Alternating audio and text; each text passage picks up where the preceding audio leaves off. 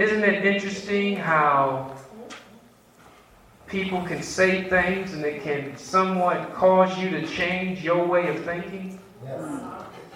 Isn't it interesting how folks can question you about something? Yeah. And you'll find it very easy to lie. Isn't it something that you can be going through a circumstance, and while you're going through the circumstance, it'll come to your mind to defend yourself in the name of Jesus, but you begin defending yourself in the name of Steve. Nobody's going to talk about me like this. Nobody's going to accuse me of something like that. Nobody is going to deny me the right to be able to do what I know is. Isn't it interesting? When Jesus sometimes is talking to you and tells you to hold your peace. Oh, Yes. I'll fight your battle. yes, sir. But we find it so difficult to hold our peace. Because we believe that folks just need a piece of our mind. That's why some of us are almost crazy now. Because you're giving away a piece of your mind to everybody that comes by you. And you feel justified in saying what you said. Yes, sir. Isn't it interesting how you can say something because you think that's what the Bible said, and because the Bible said it that way, I should have every right to tell somebody about it. But the Bible also says that everything that is lawful is not expedient. Yes, sir. So because it might be true, it may not be the time for you to say what you were saying. Because it does you no good, it does God no good for you to hurt somebody because you have the right to say something. I'll slide back. He prays for himself in the 17th chapter, then he goes back and he prays for his disciples. And then you find yourself into the 18th chapter. Remember, we're in the 19th. In the 18th chapter, now the soldiers come. And they begin to arrest Jesus. And I kind of fast forwarded the tape and told you what Peter did. But in that same chapter, and as I was reading it, I didn't really put these two things together at first. Jesus was tried 4 times. And I didn't know that at first. Because initially, the Bible speaks of, in that 18th chapter, that first he went on trial by the Jews. And then there was a second trial that came back, a second Jewish trial that came back about Jesus. The Jews couldn't figure out what they were going to do with their Lord and Savior. Right. So they then turned him over to the Romans. And even in the first trial that the Romans put Jesus on, there was no unanimous decision in that trial. All right. Even Pilate himself was like, I don't know what y'all want me to do. I see no wrong that this man has done. Yes. I don't see why you're bringing him before me. I can't understand why you want to crucify him. But Pilate, trying to get out and walk a fine line, he says, I'll tell you what I'll do. I'll let you all decide, because it is that tradition that we will give up. I will pardon at least one individual. You tell me who you feel I should pardon. And even the Jews decided, give us the thief. Give us the liar. Give us the one who brought harm to some of your families. Give us Barabbas. Pilate, still not knowing, he washed his hands of the entire thing, but commended the people. Yeah, right. You've chosen him, I'll give him to you. Must realize that God is a finisher. And I thought about those 4 things, 4 trials. And the Lord brought this analogy to me. And he said, you sometimes believe when you are doing your wash. He brought laundry to me. And he says, you do your laundry and your clothes get dirty. And some of us have laundry baskets. Some of us have an area in the house. Some of us have some place where we just throw the dirty clothes. Don't make the hamper, but they still stay right there. Some of us have a place where we drop them down a chute into the basement and the dirty clothes pile up. And we find ourselves thinking that once I've gathered all of the dirty clothes and I put them into the washing machine and I turn the washing machine on and I add a little soap to the wash, we come and we sit down. But what God said is that the wash cycle is not the end of the wash. All right.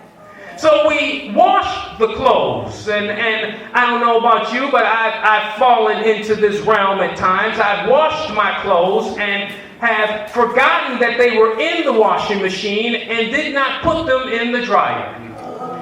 You must realize that because they are in the wash cycle, going through the spin mode, does not mean that the wash or the laundry is complete just yet.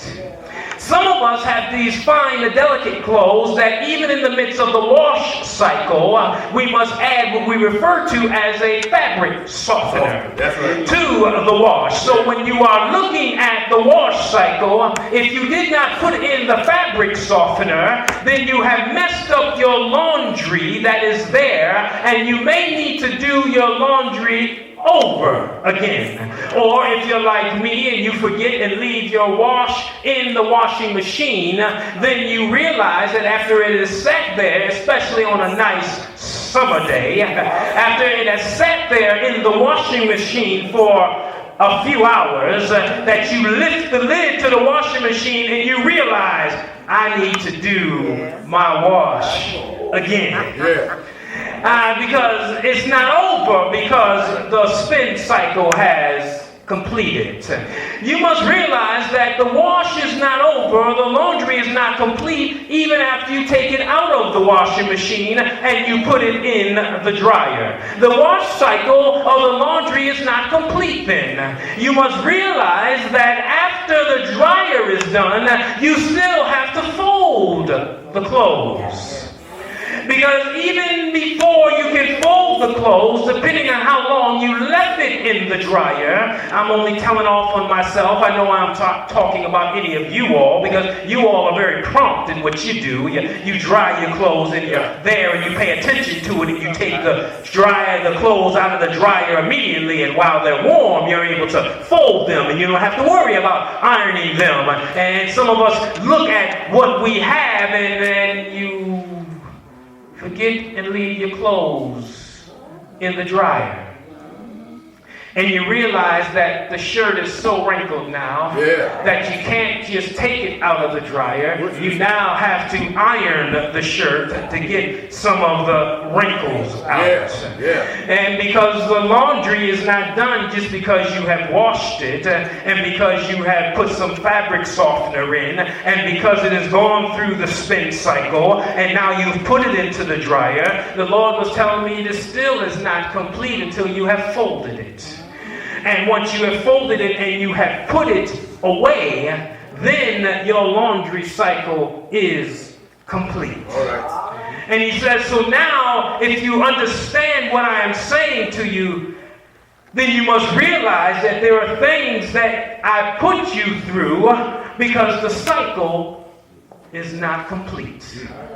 Because I am a finisher. Yeah. And the Bible tells me that in the book of Philippians, the first chapter of Philippians, and I believe it's around the 6th verse, it talks to us and it says, you need to be sure of this one thing. Just be very sure of this one thing. He that has begun a good work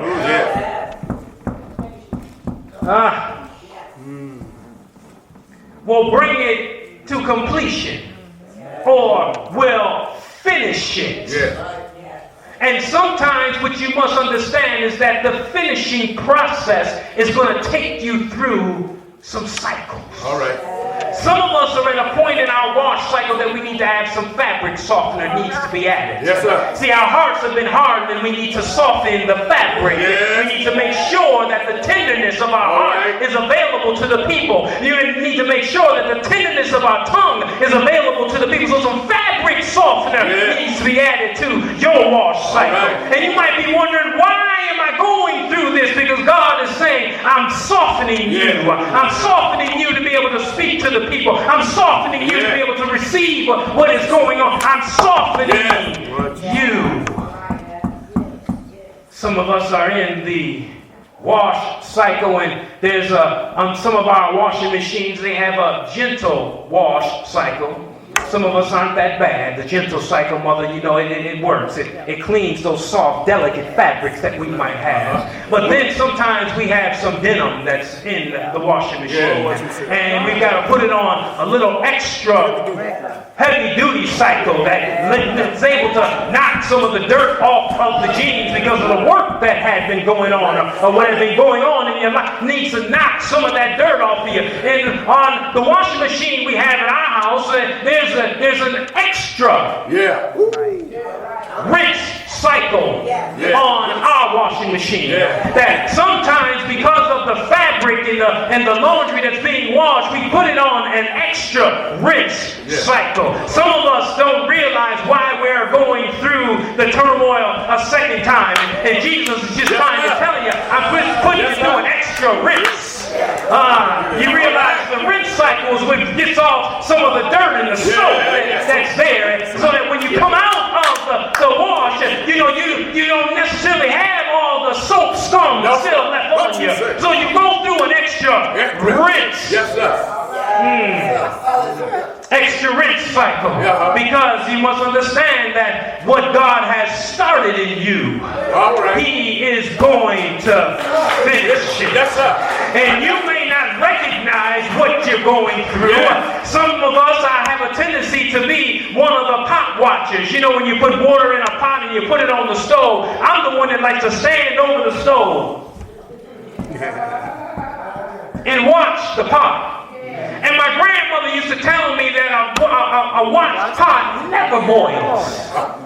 You stand there, and normally if you go and you sit down and you walk away from it, I used to have to watch it, Mother Bennings, because I would be the one trying to cook at the stove, and if I didn't watch it, I burnt up what was on the stove.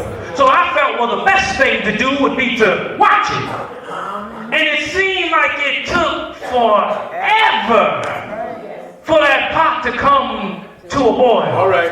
And God said, if you continue to watch what I'm trying to do, it'll seem like it's taking forever for me to finish what I'm trying to do. But if you would just go on about your business, if you just go on and do what you know you should be doing, if you just go on and talk to folks the way that you know you need to talk to them, if you go on and just love people the way that you know you need to love them, if you go on and just help folks the way that you know they need to be helped, if you go on and just pray for folks instead of talking about people, if you go on and do what you're supposed to be doing, that pot will come to a boil. And then when it comes to a boil, it is then time to put in whatever the food is that needs to be cooked.